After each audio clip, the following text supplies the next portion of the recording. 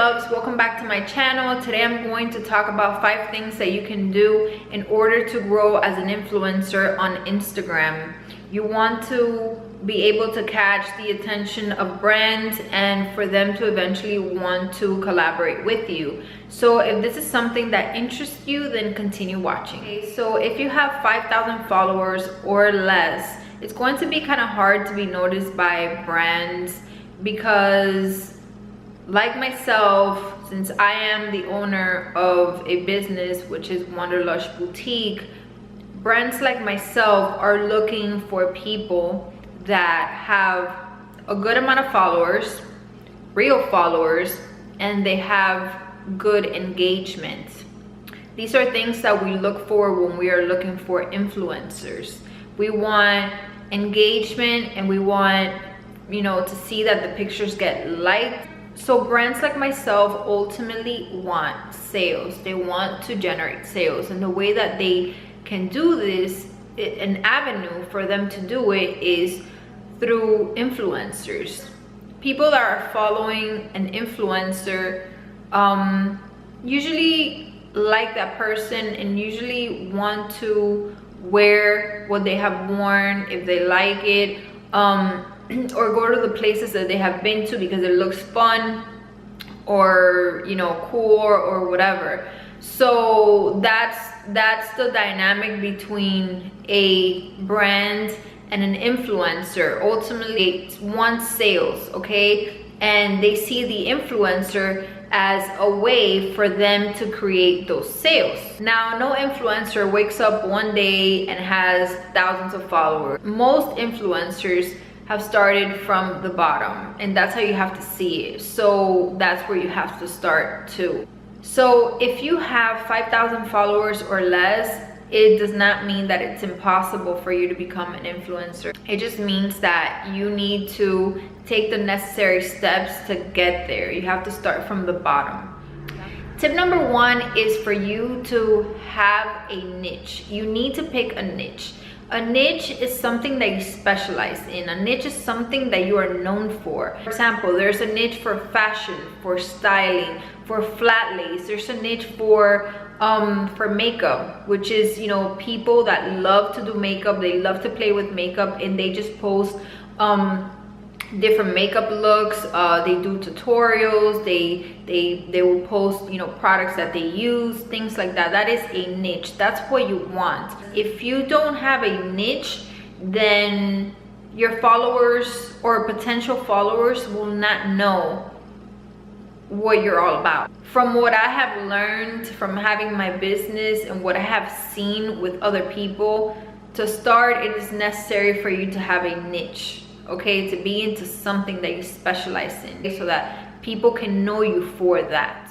So tip number 2 is for you to have good quality photos and to have your Instagram page be aesthetically pleasing as much as possible. I know that not everybody has that skill or, you know, wants to take the time to do, you know, create like the perfect, you know, scenery or background or whatever, but you have to put effort into your pictures, okay? Because nobody is gonna want to follow you if they go to your page and see pictures of, you know, where, yeah, you're there in the picture, but then there's a mess in the back and there's like, it's like dirty everywhere or nothing. It's really cohesive. You want your pictures to have good quality. You don't want it to be blurry. This doesn't mean that you have to go out and spend a bunch of money on equipment or cameras or anything like that. You can actually just take your pictures with your phone if, you know, if it has good quality, if it takes good quality photos. But you have to put some effort in what you're creating.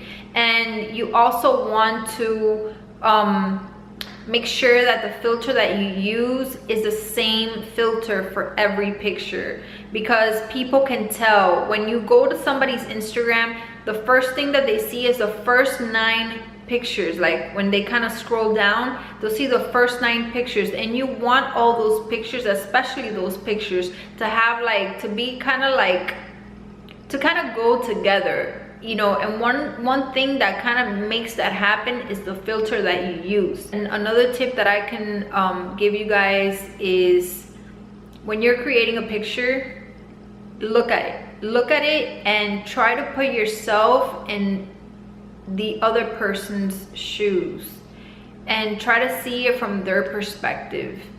If what you're looking at, it's not good, then do not post it. Now, tip number 3 is crawl before you walk.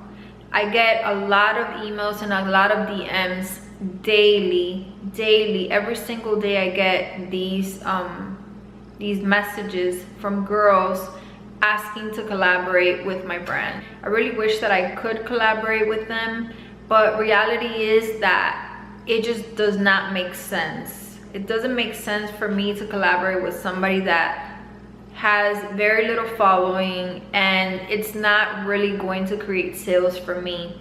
I look at them and I feel bad because I kind of see myself in them, and I think about, you know, back when I was doing the blogging thing, and you know, the dreams that I had for it, and it's just something that I just feel bad about. I think from a business standpoint, it just doesn't make sense. They're not going to be able to generate sales for me, so I cannot do it. Now, what I can do is give you a tip that is going to help you grow your following, and that eventually you will have brands reaching out to you, or when you decide to reach out to a brand, they're going to say yes instead of saying no or just ignoring you. My tip for you is to choose brands that you love and buy from them.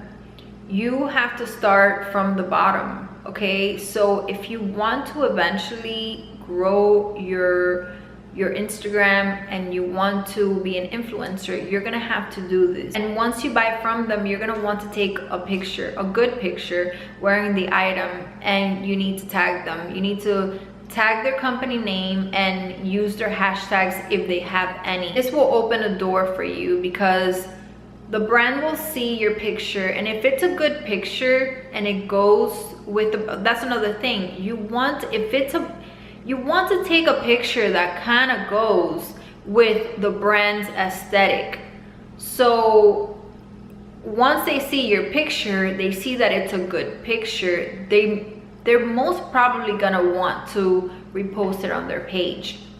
And what this does is that if you get posted on their page, their followers will see you, and they will probably click on your name, which will lead them to your page.